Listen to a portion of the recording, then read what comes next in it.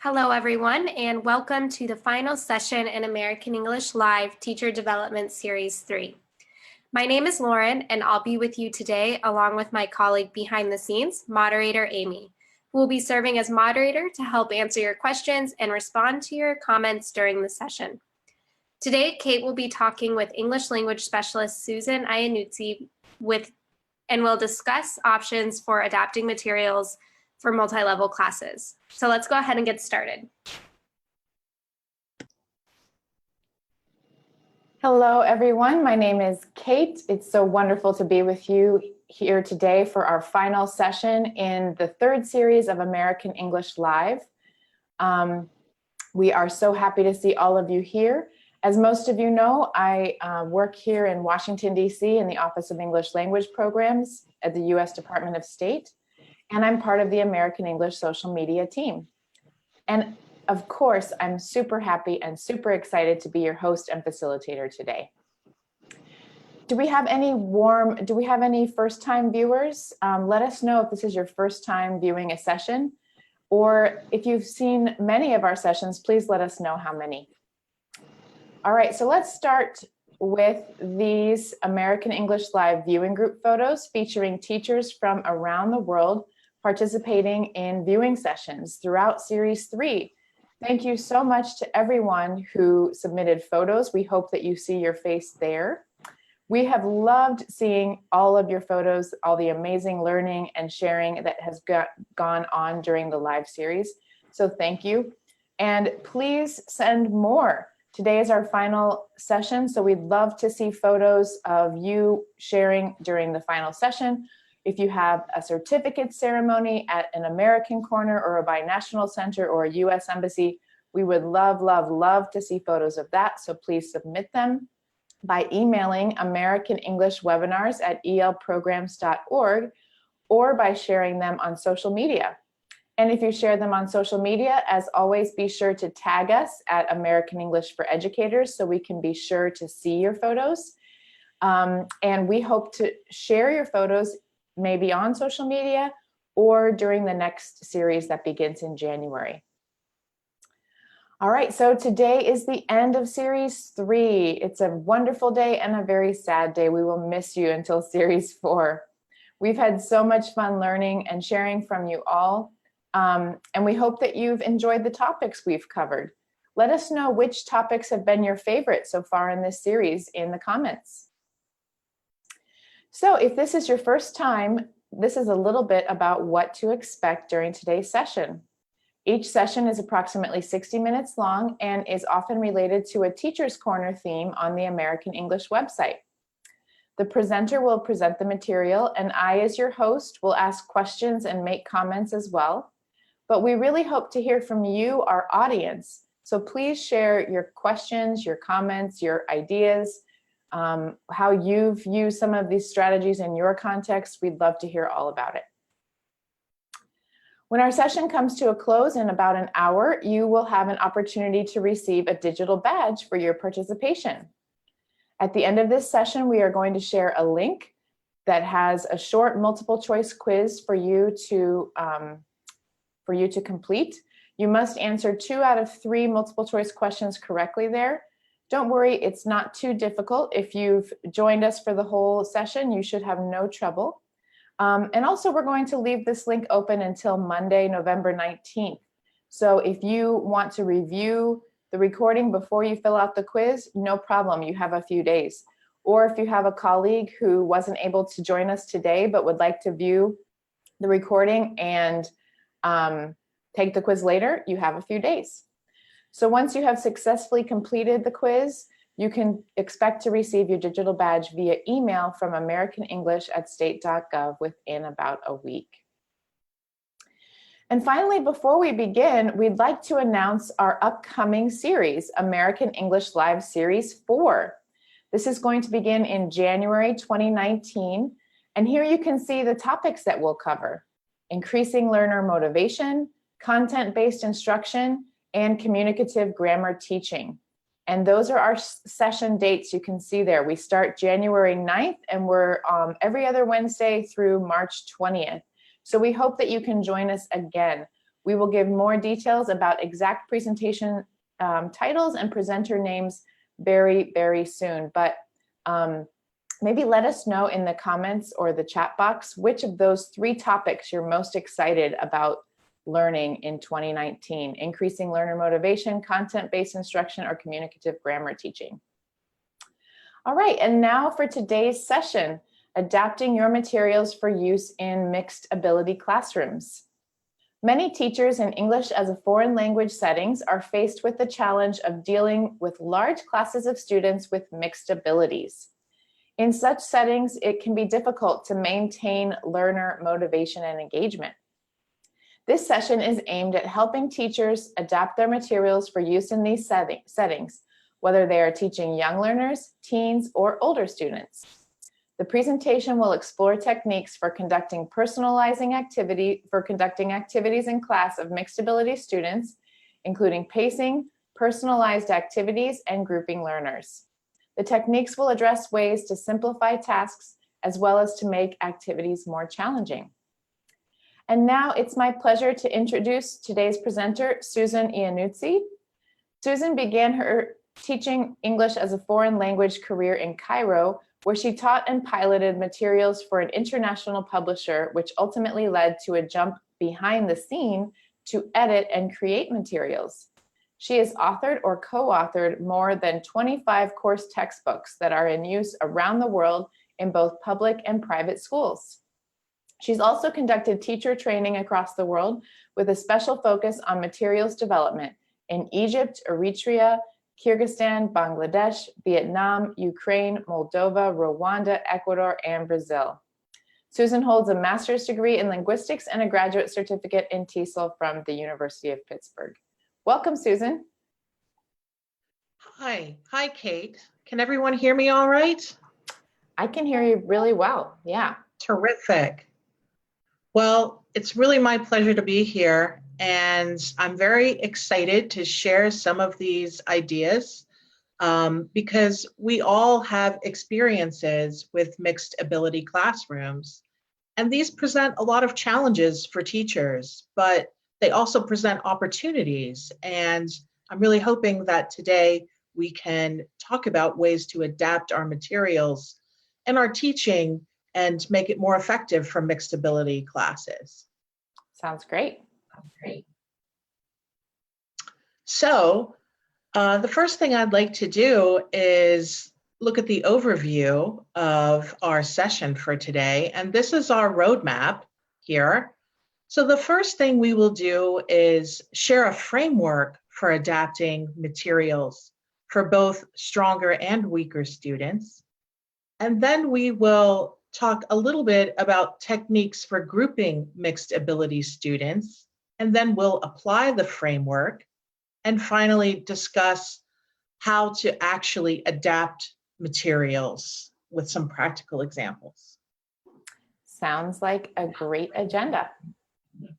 Great. So the first thing I'd like to address is why classes may have mixed abilities. I see from the comments that people have been talking about this. So what do you think, Kate? Could we share some participants' ideas as to why we might have mixed ability classes? Sure, yeah, let's hear from you, everybody. Why do you think that classes are mixed ability? What are some of the reasons behind the fact that we often have students in our classrooms that have multiple levels of English proficiency or of abilities? What are some of the reasons, do you think? Let's see, Tayaba says that there are multiple intelligences, so people learn in different ways and have strengths in different areas. Let's see, Alexander says that there are different learning styles. Let's see, Lil says they can come from different areas, which might affect. What other reasons do you have? Let's see, Abdul Haq says we don't have an entrance test for a class, which I think is a common problem, and that might be a difficult, if there's no entrance test, then maybe it's difficult to place students in an appropriate level. Great idea. And Raja says there are multilingual students in her classroom, so they're coming from all different sorts of linguistic backgrounds. There's not just one language that is spoken by the students in her class. And finally, Bilal Hussein says different educational backgrounds. So lots of great responses, everybody. Thanks. That's terrific. And I think that those responses touched on some of the photographs that I have there, because as you can see, we have a very interconnected world now, and we don't know what's going on in the backgrounds of our students. Some of them may be very interested in English and have family members living abroad, or they themselves may travel now. Also, some students, just have different learning styles and abilities, and they pick up English very quickly, and they're very motivated to study. So all of this results in something for teachers that we all have to deal with, which is that we have classrooms of mixed abilities. Yeah, so definitely. Moving on then, we have the results of mixed ability classrooms. Sometimes we have students who become bored, and when they become bored, they may become disruptive, they've lost their motivation. Other students may just feel frustrated because they're not keeping up. And in some cases, they may just stop coming if they have that option. They may just decide the class isn't worth it for them. So the other result of mixed ability classrooms, which is something that the teachers experience, and you'll see this on the next slide, is that we may feel frustrated ourselves as teachers, and we may have class management issues. Yeah, is that true for anybody out there? We'd love to hear. Is that one of the results of a mixed ability class sometimes for you, that you might feel a little bit frustrated or unsure maybe of how to address everyone's needs and challenge the students who need to be challenged? So we'll wait for some answers to come in, but you can feel free to keep going, Susan.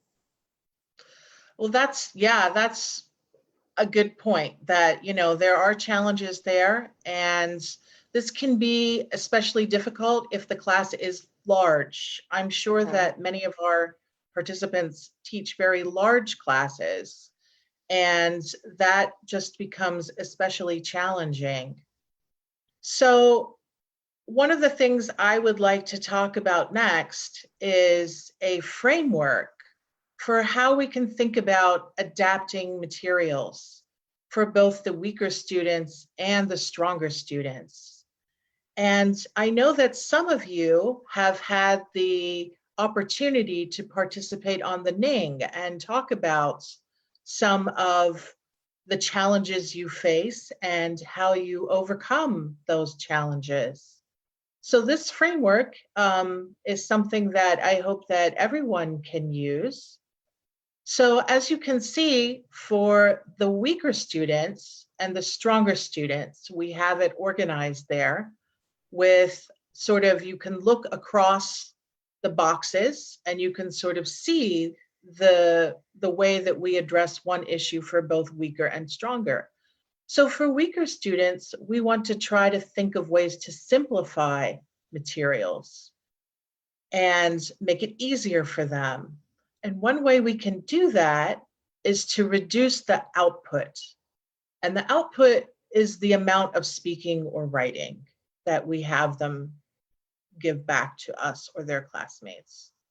And the reason for this is that it reduces frustration and at the same time builds their confidence and keeps them involved.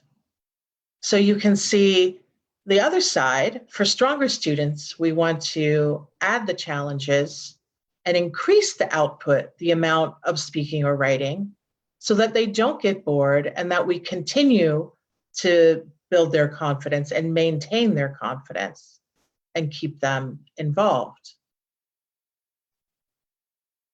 Great. Yeah, a lot of people are really commenting about how wonderful this chart is. This is a great framework, as you're talking us through it, of what to consider when we're adapting materials for our weaker or lower level proficiency students and our stronger students. So thanks for sharing this. And lots of people sharing excited comments here. Great. And you will see this chart again. This is our framework that we will always go back to, because if you keep this in mind, it will help you as you practically try to do the adaptation yourself. So one other thing. Oh, and just real quick, that as a reminder, these slides will be on AmericanEnglishWebinars.com so that you can take this framework and use it to keep it as a reference for you when you're adapting materials. And it will also be on the American English website at americanenglish.state.gov. So just a quick little reminder to everybody that these resources will be available for you. Great. And the other thing that we were going to talk about, it was on our roadmap, was this idea of grouping. So grouping does matter. And again, I saw some really nice comments from people all around the world in Peru and Tunisia, talking about ways that they use grouping to make things smoother in the classroom. And you can do different techniques. You can put stronger and weaker students together so that the stronger can help the weaker. And it may make the weaker students aspire to do better in English or learn faster if they can. But it also may be frustrating, and we have to keep that in mind. Frustrating for both the stronger and weaker students. So because of that, and you can see on the slide, there's another option, which is to put stronger students together and weaker students together.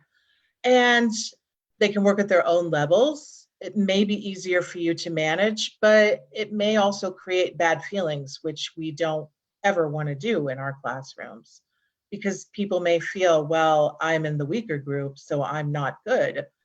Or I'm in the stronger group, so I'm great. But we want to avoid that, right, Kate? We do.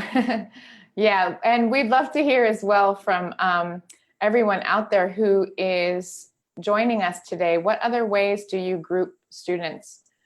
Just wanted to share with you that Mucha Vistan said that she groups her students after conducting a multiple intelligence inventory. I think that's really interesting. That's great.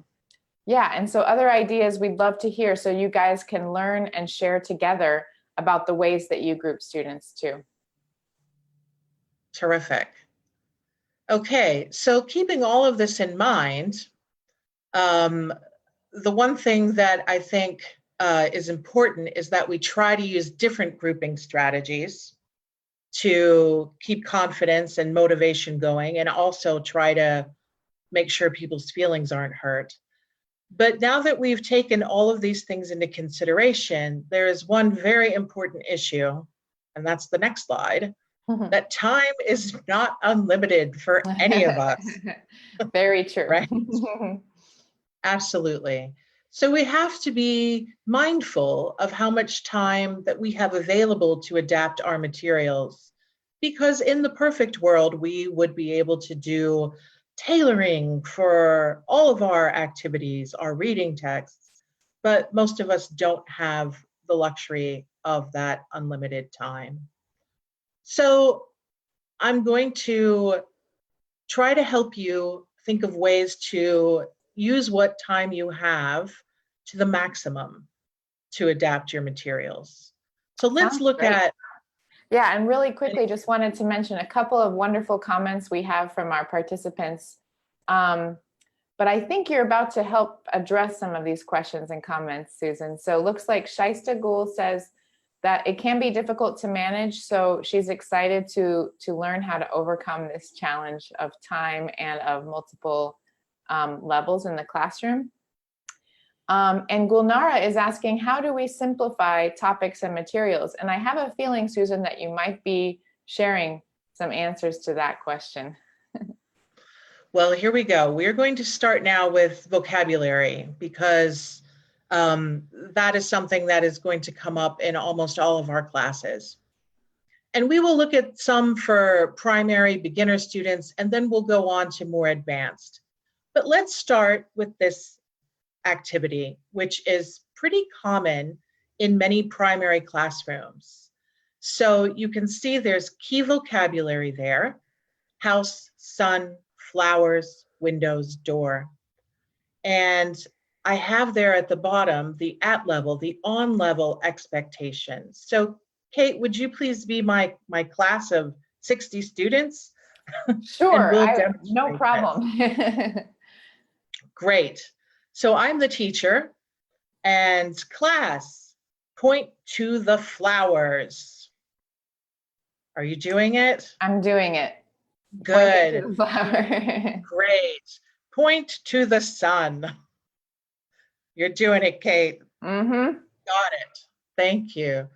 So that's what you expect everyone to do. And as you look out of your class of 60, you get an idea of who's doing it and who isn't. So how could we adapt this first for weaker students who may need some help? Does anybody have ideas there? Or look at mine. Oh yeah, no problem. So how would we adapt this activity for a weaker student who might not quite have the language tools necessary to identify all of the vocabulary items? What are some things that you might do to help your weaker students? Let's see some of your ideas. Let's see. One thing that I thought of was maybe trying to answer yes/no questions rather than pointing to the vocabulary. You could ask the students a yes/no question like, is this a flower? Yes or no. Or is this a pizza? That used to be my favorite word in the English classroom because the answer was never pizza. And they always thought it was kind of funny and switched over. But you could ask yes or no questions so that students could identify. Let's see, Yusuf says showing them flashcards. Wu Jian says showing the picture with the word. Let's see. Maybe Michael says maybe you could hide some of the pictures. Or Uruj says giving individual pictures rather than all of the vocabulary words you're thinking of at once. So great idea. Great. Yeah, definitely. You're simplifying it, and that is really important. You're not giving the whole picture, you're giving the relevant portions. So you can see from some of my ideas on the next slide that you can, can we move on? Yes, great. So you can ask them for the simpler questions. So you can just ask flowers, and if they're not understanding you,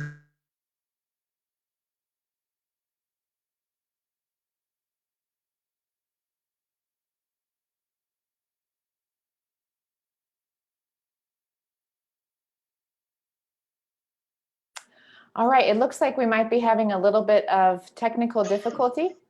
I'm back, I hope. Oh, wonderful. Hi, Susan. I think you just need to put your video camera back on and we'll be all set. There we go. Okay, great. Okay, so anyway, you can just have them answer those yes/no questions, or you can pretty much do it for them, lead them through it and say, point to the flowers, and you do it with them. So if you have the class of 60, you can't do this with everybody, obviously. So you can pull out, you can use that on-level situation to see who is not following you, and then you can pull out one or two students quickly to do something that's more at their level. So on the other side, we have what could we do with the stronger students? And again, after you do your on-level asking, you see who's very quick and doing it. So you might pull out one or two students and use some of these ideas. You might say, let's see if you can do multiple things, like point to the window, the door, and the sun. So you make it more challenging where they have to point to 3 things at once. What about some other ideas from participants? Yeah, participants, how could we make this more challenging, this activity more challenging for our higher level students? What other ideas that you have? Let's see, Rachel says students could talk in pairs and pictures could be numbered. Let's see, Saliha says that the higher level students could compare and contrast 2 different things. Great. What other ideas do you have for the stronger students for this vocabulary activity? Raquel Torrico says match definitions and pictures. Hi, Raquel. Let's see, Hannah said that you could ask other questions for more details about colors and shapes. Goda says you could just have students describe pictures in sentences. Zhu Xia says maybe have them ask questions instead of the teacher asking the questions. The higher level students could ask the questions. Wonderful ideas, everybody. That's great. So that all takes us back to the next slide, which is revisiting our framework.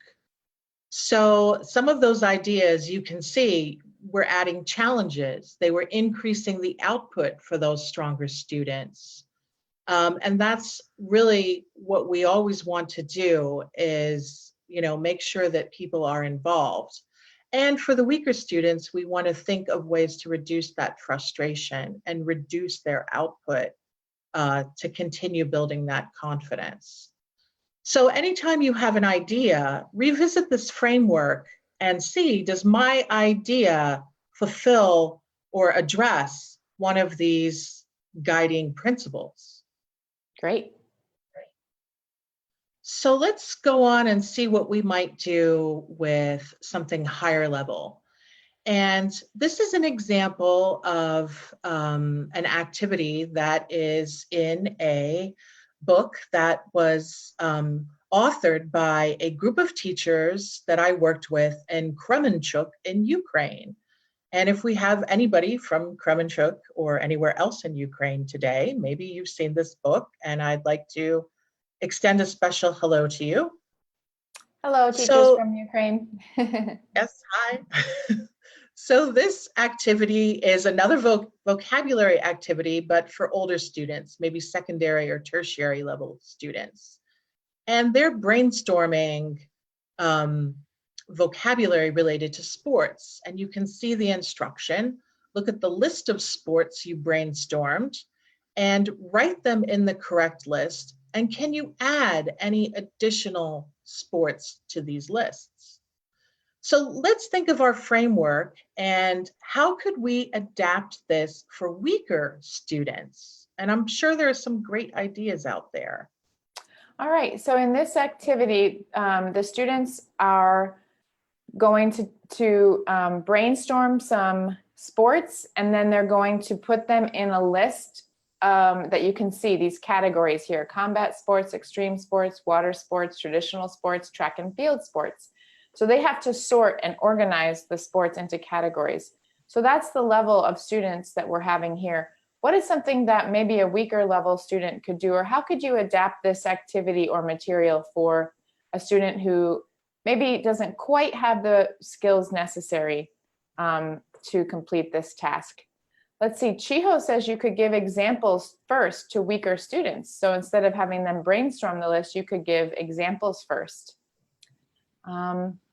Let's see, what other ideas do you have for this activity? Another person says that we can have them write a list of words. A lot of people saying that we could give examples for the weaker students. Great ideas, everybody. That's terrific. And you can see on the next slide that here are some of my ideas. So you could assign fewer categories to brainstorm per group, and then you can combine the groups to complete the chart. You can also modify the directions. Don't ask them to come up with, to think of an additional item, or you can reduce the output based on the instructions. You can say only put one item in each list. And then, as one of our participants said, you can give them some of the items and then let them put them in the correct column. Or you could even give the first letter of target vocabulary. If you know that you need to use specific vocabulary later on in a reading passage, make sure that you give them a way to think of or brainstorm that vocabulary so that you're maximizing their time. Great. What about for our stronger students? What could we do? I'm glad you asked. I have some ideas for that, but let's see if participants have a couple of ideas. Yeah, let's get some ideas from our participants. I want to make sure we have time to get through all of this great content. So as they are sharing, if you wouldn't mind sharing some ideas as well, Susan, that would be Terrific. great. Okay, so you can see on our slide here, we can have them make sure that they put an additional item in, or as one of our participants said, we could have them write sentences. We could get them doing an additional task, like ranking the sports according to their enjoyment level, the preference for the sport, or the level of danger, maybe, or even have them learning the words for equipment related to the sports. So something to extend them, to get them increasing output. Great. Yeah, Aisha says they could write paragraphs about the sports or give presentations. Michael said that we could have the students themselves create the categories. More description, as you said, was from Tui. And Karina says they could choose which one is their favorite sport and write a simple text or story about it. So great ideas, everybody. Terrific. So we've talked a little bit about vocabulary, and next I'd like to move on to reading. Because I think that adapting reading materials is really important, because that's something that you'll notice maybe in your classes, that stronger students, weaker students, this is where the time difference can really affect your class. So I can't show you an entire reading text, and of course we don't have time in our classes to modify an entire reading text. But one thing that we can do is take a look at the questions. So again, this is from that book that was created in Ukraine. And these are the comprehension questions that follow a 3-paragraph text. So they read this text and they answer these factual questions. Hopefully you can see them all there. There are 4. And they're about Max and how is he like his father? And number 2, why is his father handy? In which ways are they similar? In which ways are they different? And what does Max do to help around the house? So if we think of our framework again, is there a way that we can adapt these questions for our weaker students?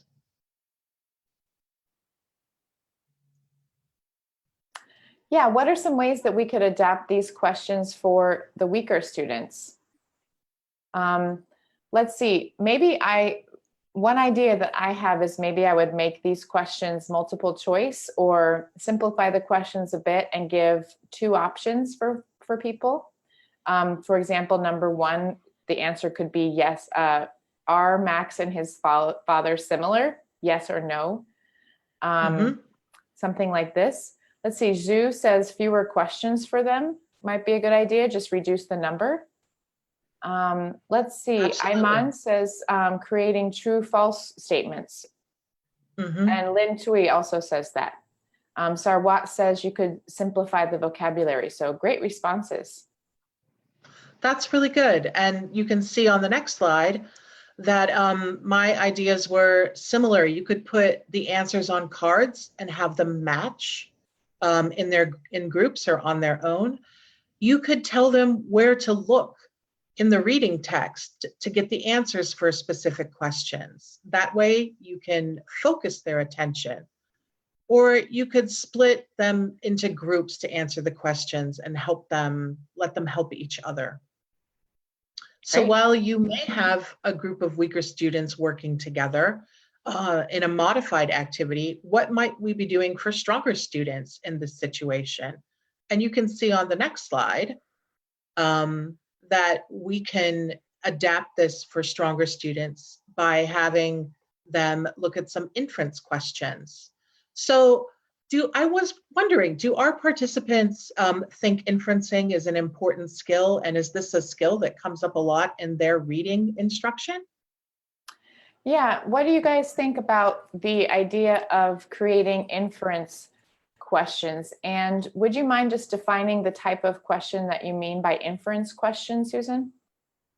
Yeah, so when we want them to draw a conclusion or figure out something, make an inference based on a text. So maybe it's not factual information, but they have to figure out something that they can conclude based on what's in the text, like reading between the lines. Great. Yeah, it looks like Mawish says inference is an important skill. A lot of people saying that it's very important.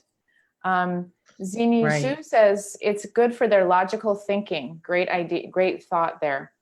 Salma says inferencing is an important skill, and lots of people are saying, like Lubna, are saying yes, definitely, very important. And Okay, of course, Kenzie says that this is something that helps students develop their critical thinking skills, which I think is something that a lot of us were thinking. Great. Terrific. So we might want to create some inference questions for our stronger students. So for this particular example, I have the two questions here. Is Max more like his father or his mother? And why do you think so? And do you think Max's parents are happy with him? So this might take, more time and more thoughtful reading from your stronger students. So I'd like to give a tip on how to actually write inference questions because, again, as I said in the beginning, time is not unlimited for everyone. So let's look at the next slide. And how do we write the inference questions? If you're just looking at the comprehension questions, do you see any signs or any help, any overlap with these questions that will help us design our own inference questions? I wonder if our participants can take a look at that and think about this for a moment. Let's see, in this set of questions, are there any clues that might help you to make inference questions or questions where you're asking students to make judgments or conclusions based on the evidence that they have? Let's see, what do you think? I'm wondering if there's something, it sounds like maybe his parents are different and maybe there might be something to that. Let's see. I wonder if there's something related to Max and his father in the story about whether Max and his father are both handy, and maybe if there's some conflict based on the differences or similarities that they have in that era, if they're helpful around the house, if they can fix things. Right. Yeah, great. So if you look at question 1, that's on Max and his father and how are they similar? And then question 3 is how are Max's parents similar and how are they different? So the students should be able to find information in the text that compares the 3 people and they can look at the overlap. So for the second question, how could they infer, are Max's parents happy with him? Well, there's a couple of ways we can think about that. If Max is helping around the house, and we know that he is because question 4 tells us and asks us, what is he doing to help? Well, then probably they are happy because he's helping. Also, If he's similar to them in some way, they may be happy about that because they're pleased that their son is like them. So the tip here is that you may not have time to comb through the entire reading text, but you may have time to look at the comprehension questions, and they'll point you in the direction of where you can begin to make your inference questions. So let's look at the next slide. Well, that was the tip, actually. It just came up on the other slide about how to create the inference questions. And the next thing is our framework. We always want to go back to our framework. And here we saw how we could use that framework to adapt a reading activity for our stronger and weaker students. So we saw that in that situation, we were working with the comprehension questions to adapt. But let's move on now to our next topic on the next slide, which is to round up here the ideas for adapting reading for weaker students. And some of you may have had a chance to look at the resources that were posted before the webinar, but if not, I really recommend that you look at that because these ideas are taken from there, and there are more ideas how to adapt all of the skills because we won't have time to go through all of that today. But these are some ways that you can adapt reading activities for weaker students by pre-teaching vocabulary and using visuals and helping them with questions and answers or splitting the text. Those are all ways that you can adapt reading. Great. And one thing that Antonio Pavia said is a lot of this is about modifying the task and not the text. So I think that's a really good conclusion that he came to based on these great ideas that you've been sharing with us. That's a really good observation because that's where we can best use our time. Instead of modifying the text, modify the tasks. Yes. Great. And then on the next slide, we have ideas for the stronger students. We want them to go that extra mile so they can identify key vocabulary, choose 5 words, write synonyms or antonyms, rewrite sentences in a different tense, or write questions for others to answer. So here we're doing vocabulary work, grammar work. You can extend those reading activities in all sorts of ways for stronger students. Wonderful. So something else we talked about on our roadmap was how do we learn together in the MixedAbility classroom? There are different ways to manage our class, and some people have shared the way that they like to group their students to maximize time and efficiency in their MixedAbility classrooms. But I would like to go on and share one technique. And this time I'd like to use a writing project and talk about ways that we can group students. So maybe many of you have seen something like this activity in your textbook, where the textbook says, find a photo of an interesting home on the internet and then write a descriptive essay about it. So we know that these sorts of activities look very simple on the page in the book, but we know that they can also be very hard to do. So we might assign them for homework. But let's think about how we might be able to do this together in the class with our students. Does anybody have ideas about what they might do in this sort of situation, experience with doing something like this? Yeah, so for this activity, everyone, your students are being asked to find a photo of an interesting home on the internet and then to write a descriptive essay about it. But how can we do this in groups or pairs? What are some ideas that you have for how you can have your students do this type of an activity in a group or a pair? Let's see, Ahmed says in groups they could do some brainstorming. Madiha says they could do a mind map in groups. Or use a graphic organizer. Let's see.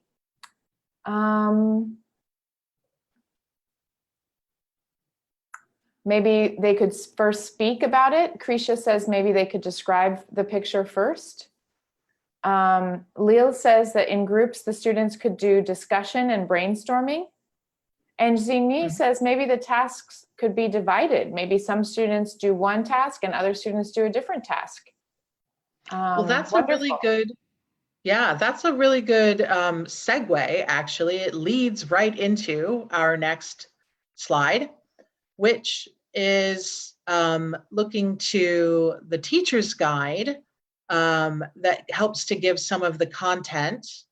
So the teacher's guide may give you these ideas for content, and you can have them brainstorm this content in groups. But I would like to give you an idea for a way to approach this using a technique called leveled tasks. So leveled tasks are a way that I'm hoping that you can look at that and you can see that this is someone's creating a pattern, and this is a tailor creating a pattern. Oh, and this yeah, is somebody's putting together different pieces of an item of clothing here. Yes. Nice. And that's really what we're doing with a leveled task is we are tailoring the task to our different levels. As one of our participants said, you may divide tasks, and we can go even further than that, and we can tailor the tasks to the students' levels. Very cool. What an awesome example of a way to think about how we're adapting materials. And again, if you have the opportunity, if you're interested in this, you can go back to the resources.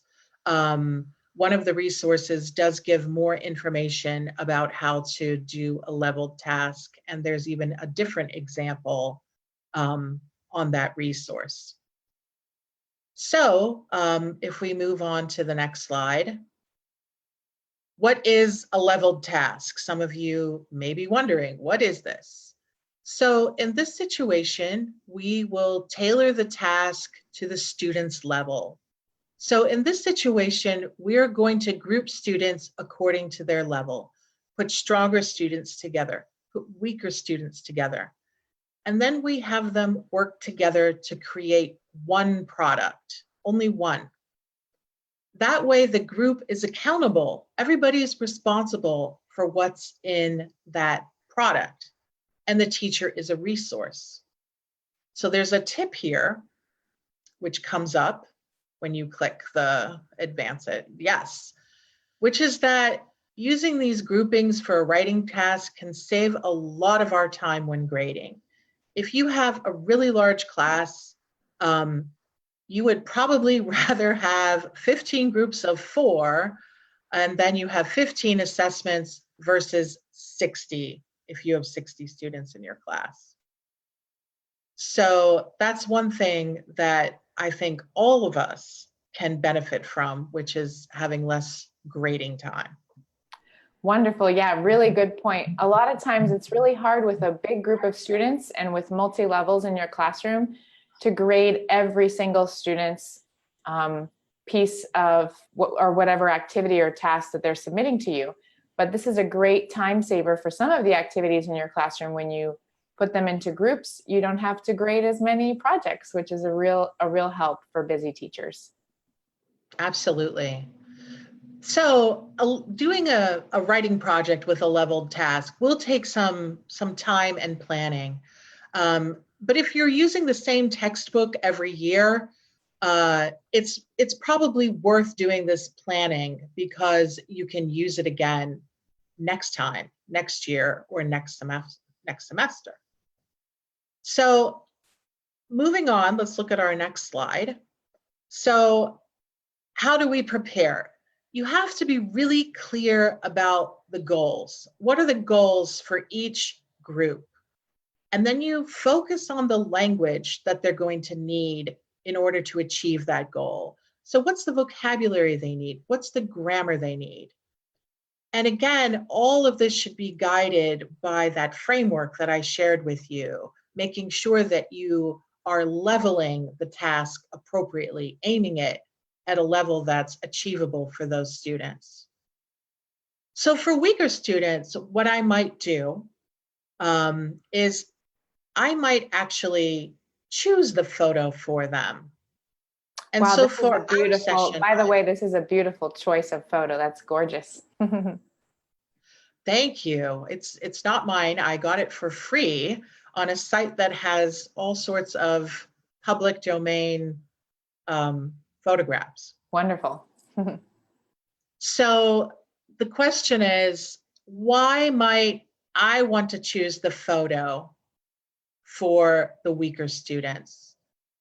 Do any of the participants have an idea about like why the teacher might want to choose the photo? Sure, yeah. Why maybe would the teacher take that aspect out and choose the photo for the students? Maybe Peely says you can pre-teach vocabulary. If you know what the photos are, or what photo you're sharing with the students, you can pre-teach vocabulary related to that photo. Great idea. Wow, I'm looking at all of these comments flash by and I see everyone is remembering the framework. That's Yeah, great. It's great easier for idea. them. Yeah, you're reducing the load on the students. So you can go on to the next slide and we see that we know what the relevant language is that we need. We know the vocabulary and the grammar. And by removing that choice of photo from the students, we're maximizing their time on task because really we want them to write, not spend all that time surfing the internet. So we can make sure that we are helping them and reducing that frustration level if we give them a photo that we know is going to work for them. So moving on to the next slide, we could even go so far as to give them the framework for the writing and have them fill in the blanks.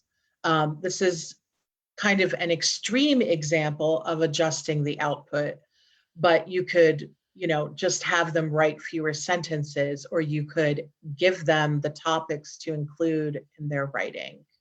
Wonderful. And this might help the students to start to understand sentence structure a little bit as they see how these sentences are put together to describe the photo. Exactly. So then we might ask, well, how do we do this for a stronger student? And you can see on the next slide that again, I've chosen the photo. And the reason why I've chosen this photo is for the exact same reasons that I would choose it for the weaker students. I might know that the vocabulary here is going to be more challenging for them. So I know that this is going to, they're going to have to talk about it some more. They're going to have to maybe look up some of these words if they're not familiar with it. And then another reason why I chose this particular photo, and you can see on the next slide, is that I know that I might be able to have them make some inferences here. So who lives in this house and what's their personality like? What's their job? So they have to think about where the house is located. They have to think about what's the weather like and why is the house on stilts? And again, it's making them think more to create a higher level writing from those students. I'm sure that participants have a lot of ideas. Great. Yeah, Geeta says this kind of photo catches their attention and makes them curious. Shaquille says this can help with that more challenging vocabulary. Kumiko says it might be hard to describe. So just a lot of the ideas that you have shared here. So excellent. Great. So, and then the parting words. I think that we're now just about at the end of our time. And again, I'd like to go back to that framework. That guiding framework is your friend, but ultimately, you know your class best and which of these tips will work for you to make sure that you create a really positive and friendly learning environment. Wonderful. Thank you so much for that excellent session, Susan, for all the wonderful ideas that you've shared with us about how we can adapt our materials for our students in MixedAbility Classrooms. And thank you so much to all of our participants today. We saw so many wonderful ideas that you had. We definitely learned a lot from you as well today. So thank you so much for participating. And now Thank you. Yeah, thank you.